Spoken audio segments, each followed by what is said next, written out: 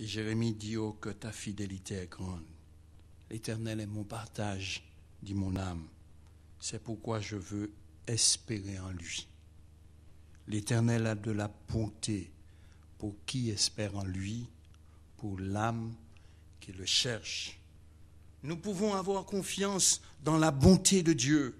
Le psaume 13, verset 6 dit, « Moi, j'ai confiance en ta bonté, j'ai de l'allégresse dans le cœur. À cause de ton salut, je chante à l'Éternel, car il m'a fait du bien. » Vous savez, c'est important, surtout quand vous êtes dans les plans de Dieu.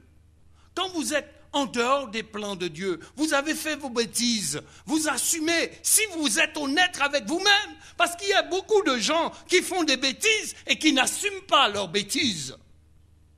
Vous me suivez? Il y a beaucoup de gens qui font des bêtises et qui n'assument pas leurs bêtises. C'est toujours la faute d'un autre. Mais quand tu es dans les plans de Dieu, Dieu t'a envoyé en Afrique pour traiter, pour soutenir les personnes qui sont atteintes du sida. Tu travailles avec eux et par accident, tu contractes la maladie. Là, eh bien, il faut savoir que les bontés de l'Éternel ne sont pas arrivées à leur terme. Et que c'est Dieu qui t'a envoyé. Et comme il t'a envoyé, il saura te guérir. Et s'il ne te guérit pas, c'est pas grave, il saura t'accueillir dans le ciel. Mais quand toi, tu vas contracter le sida parce que tu as estimé que ton épouse ou que ton mari ou que ta femme n'était pas suffisant, ou parce que, il faut assumer et pas trouver des raisons parce que. Non, il faut assumer. Et le problème aujourd'hui, c'est qu'il y a peu de personnes qui assument. Tous veulent rejeter la faute sur un autre. Je dis, nous pouvons avoir confiance en l'Éternel. La bonté de l'Éternel nous pousse à la repentance. Ça, c'est fort. Romains, chapitre 2, verset 4 dit, « Homme, où méprises-tu les richesses de sa bonté, de sa patience et de sa longanimité, ne reconnaissant pas que la bonté de Dieu te pousse à la repentance, parce que Dieu est rempli de bonté. Tu peux venir à ses pieds et dire, « Père, je ne suis que ce que tu sais, ce que je suis, et je veux me repentir devant toi. »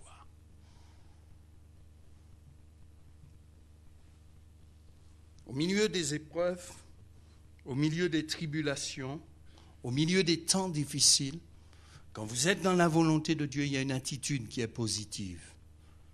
Et cette attitude, nous le trouvons dans l'attitude manifestée par Moïse. Lorsque les hommes étaient en train de le critiquer, de murmurer contre lui, qu'est-ce qu'il fait?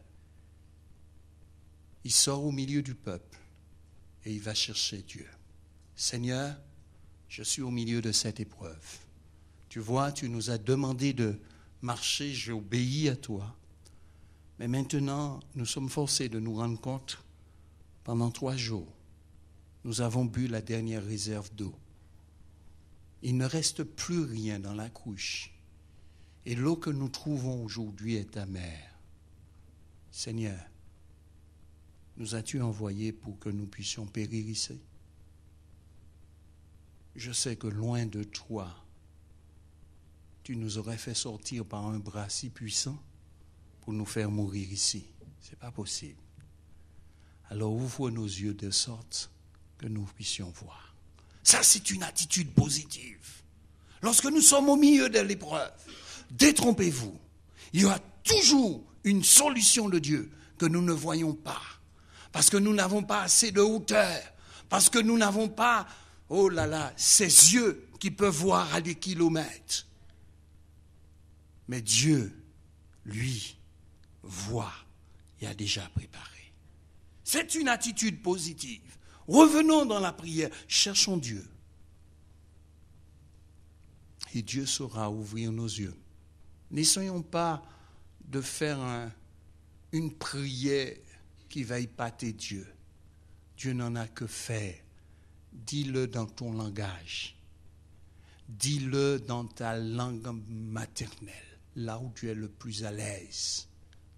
Là où, quand tu parles, ça sort de tes tripes. Là où tu es sûr, tu ne vas pas avoir le souci. Quand tu vas essayer de dire, est-ce que c'est dans le bon, tu utilises le bon verbe? Est-ce que tu utilises le bon temps? Tu veux dire au présent et en même temps, tu te mélanges dans le passé simple et le passé composé. Il n'y a pas ce problème en créole. Parce que tu le maîtrises. Ça, c'est à toi. Et quand tu parles à Dieu, c'est quelque chose qui vient de l'intérieur. Et Dieu comprend ce qui vient de l'intérieur. Trop souvent, on veut s'embarrasser avec une langue qui n'est pas la nôtre et qui n'exprime pas ce que nous voulons dire. Ça doit venir de nos gènes.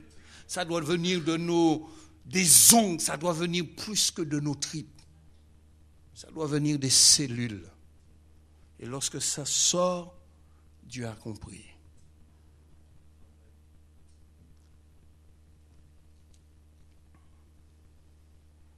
Je veux terminer par ce que je vous ai dit, faites-moi penser.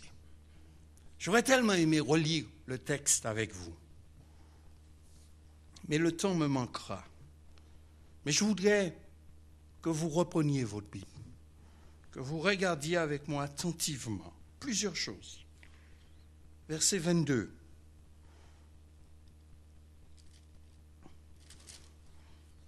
Moïse fit partir Israël de la mer Rouge. Ils prirent la direction du désert de Chour, et après 3 journées de marche dans le désert, ils ne trouvèrent point d'eau. C'est comme si le peuple est en train de marcher vers la destinée de Dieu, dans le plan de Dieu. C'est même pas comme si il est en train de le faire. Et pendant ce chemin-là, ils sont en train d'aller directement vers ce que Dieu veut. Mais il va y avoir quelque chose en chemin qui va venir comme si un grain de poussière.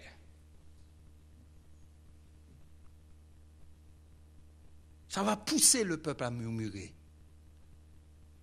Mais si j'enlève tout le milieu et je garde la fin, parce que c'est la fin qui m'intéresse. Verset 27 dit, ils arrivèrent à Élim, où il y avait 12 sources d'eau et 70 palmiers.